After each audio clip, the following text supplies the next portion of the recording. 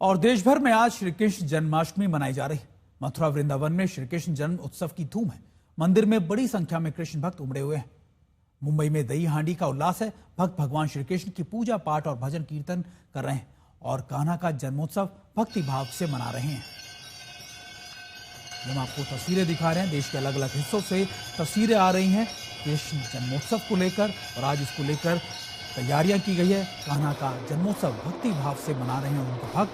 और देखिए, हजारों की संख्या में मंदिरों में भक्ति भाव से ये श्रद्धालु जुड़ रहे हैं। और श्री कृष्ण के जन्मोत्सव के मौके पर कई लोग उपवास भी रखते हैं और कई लोग मंदिर में जाकर 12 बजे उपवास को अपना आप कह सकते हैं कि खुलते हैं, उसके बाद खाना खाते हैं। और हम आपको अलग अलग जगहों की तस्वीरें दिखा रहे हैं। ये तस्वीरें मथुरा की है, अयोध्या की है, यमुनोत्री की है, मुंबई की है, और पश्चिम बंगाल की तस्वीरें, जयपुर की तस्वीरें, अहमदाबाद की तस्वीरें और तस्वीरें नोएडा से भी हैं। हम आपको अलग अलग हिस्सों से देश के ये तस्वीरें दिखा रहे हैं कि कैसे देश विदेश में आज जन्माष्टमी के मौके पर ये जन्मोत्सव की तैयारियां चल रही है। भक्त हजारों की संख्या में अपने भक्ति भाव से जन्मोत्सव को मनाने के लिए जुटे हुए हैं। कान्हा का जन्मोत्सव है, इसलिए भक्ति पाठ, पूजा पाठ और भजन कीर्तन भी किए जा रहे हैं।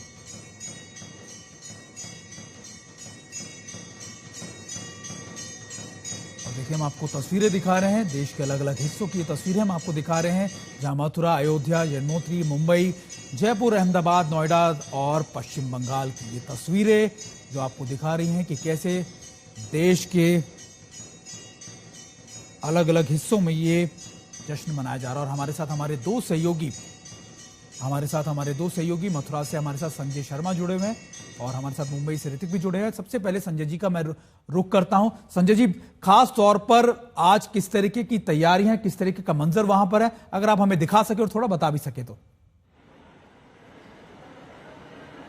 जी हाँ, बिल्कुल। मैं अपने कैमरामैन अंकित से कहूंगा कि वो दिखाना शुरू करें कि हम यहाँ भागवत भवन में मौजूद हैं, जहाँ 5252 साल पहले भगवान श्री कृष्ण का प्राकट्य हुआ था। ये विज्ञान कहता है, विज्ञान चूंकि प्रमाण मांगता है, और ज्ञान जो भारत का है वो ये कहता है कि लाखों साल पहले जब द्वापर का अंतिम चरण चल रहा था, उस समय द्वापर युग के अंतिम चरण में जब पाप बहुत बढ़ गया तो भगवान श्री कृष्ण ने अवतार लिया अन्याय को, अत्याचार को मिटाने के लिए, और कंस के कारागार में भगवान का जन्म हुआ। बहुत सारे विरोधाभासों के साथ कृष्ण का जन्म होता है और पूरा जीवन उनका विरोधाभासों में रहता है। अभी उत्तर प्रदेश के मुख्यमंत्री थोड़ी देर पहले योगी आदित्यनाथ यहाँ आए और उन्होंने भगवत पूजन किया, प्रसाद दिया, आरती की और जनता को संबोधित किया, श्रद्धालुओं पर पुष्प वर्षा की। लेकिन अगर हम बात करें तो त्रेता द्वापर में जिस समय कृष्ण का प्राकट्य हुआ था यहाँ, उस समय भी सुरक्षा व्यवस्था इतनी ही चाक चौबंद थी जितनी अभी है। लेकिन अंतर यह है कि उस समय यह था कि आतंक का नाश करने के लिए कन्हैया कारागार से बाहर ना जा सके, और अब है कि बाहर के आतंकवादी अंदर ना सके, इसलिए सुरक्षा व्यवस्था चाक चौबंद की गई है। 4 स्तरीय सुरक्षा व्यवस्था है, जिसमें उम्मीद की जा रही है कि जिसमें 4 स्तरीय सुरक्षा व्यवस्था मंदिर के चारों बगल है, बाकी पूरी मथुरा छावनी में तब्दील है। जगह जगह बैरिकेड्स लगाए गए हैं और हर एक आने जाने वाले की तलाशी ली जा रही है। इसके साथ ही पैनी निगाह तो रखी जा रही है। धरती आसमान हर जगह से यहाँ सुरक्षा पर विशेष निगाह रखी गई है, क्योंकि जिस तरह के इनपुट्स हैं, खुफिया इनपुट्स, उसके मुताबिक आतंकी कोई भी कहीं भी कोई भी वारदात कर सकते हैं। लिहाजा ये सारी व्यवस्था की गई है। लेकिन हम बात करें भगवान लोगों के, भक्तों के हृदय में भगवान के प्राकट्य की, तो पूरे मथुरा ब्रजमंडल में आप जाएं तो बाजारों में हमने देखा कि यहाँ फूल के साथ साथ अशोक के पत्ते और आम के पत्ते बिकते हैं।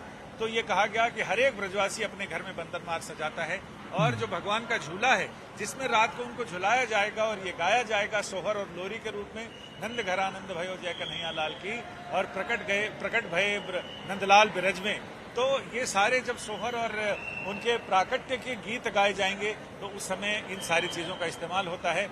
हर एक चौक चौराहे, मोड़ नुक्कड़ पर ऐसा सुंदर ढंग से सजाया गया है मानो हम द्वापर में पहुंच गए हैं। हर ओर गाने वाले, नाचने वाले, साज बजाने वाले घूम रहे हैं, टोलियां घूम रही हैं और वो भगवत स्मरण कर रही हैं। लाखों लोग जो यहाँ पर इस भीड़ में हैं, उन्होंने उपवास रखा होगा। कई लोग निर्जल उपवास रखते हैं। और फिर जब रात 12 बजे भगवान का प्राकट्य होता है तो उस समय वो अपना उपवास भगवान के प्रसाद और चरणामृत के साथ वो उपवास का अंत करते हैं। बिल्कुल। इसके बारे में हमारा वांग्मय कहता है कि भगवत प्राप्ति अगर करनी है तो आपको तपस्या से गुजरना पड़ेगा और तपस्या से शरीर पवित्र होगा, तभी आप भगवत प्राप्ति कर सकते हैं। और यही वजह है कि जब कोई बड़े पुण्य काल आते हैं, रामनवमी है, जन्माष्टमी है, महाशिवरात्रि है, तो भगवत प्राप्ति की कामना से लोग उपवास रखते हैं और ताकि शरीर, तन और मन शुद्ध रहे और उस ईश्वर के ईश्वरत्व का अनुभव किया जा सके अपने हृदय के अंदर।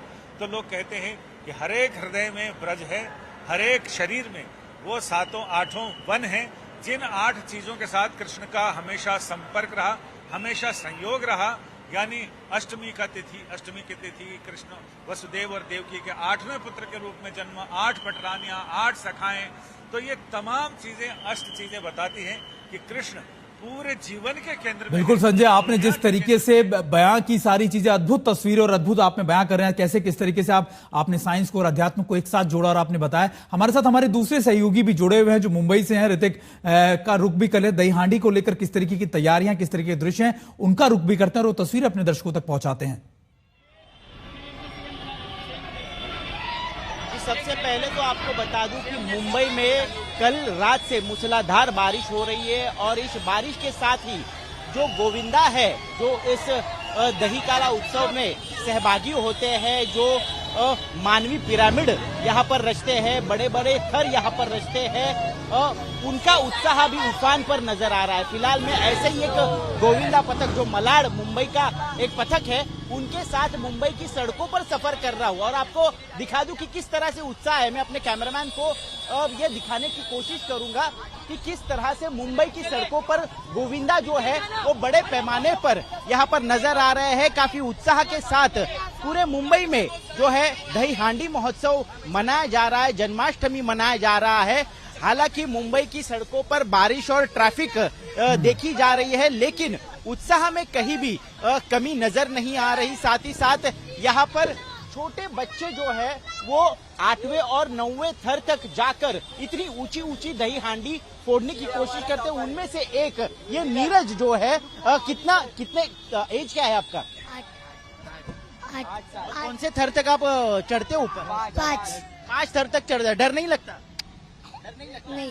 अच्छा, तो इस तरह से ये सारे गोविंदा जो है हम देख रहे हैं काफी उत्साह के साथ इस जन्माष्टमी महोत्सव में सहभाग लेते हैं, शरीक होते हैं और बड़े बड़े ह्यूमन पिरामिड रचे जाते हैं और वर्ल्ड रिकॉर्ड भी बनाए जाते हैं। मैं आपको बता दूं, जय जवान एक ऐसा ही गोविंदा पथक है जिन्होंने कुछ घंटे पहले थाने में 10 ह्यूमन पिरामिड का स्तर बनाकर वर्ल्ड रिकॉर्ड बना दिया है। आज तक किसी ने भी 10 थर तक नहीं बनाया गया था। इतना बड़ा और इतना ऊंचा जो ह्यूमन पिरामिड है वो यहाँ बनाने का रिकॉर्ड मुंबई में प्रस्थापित हुआ है।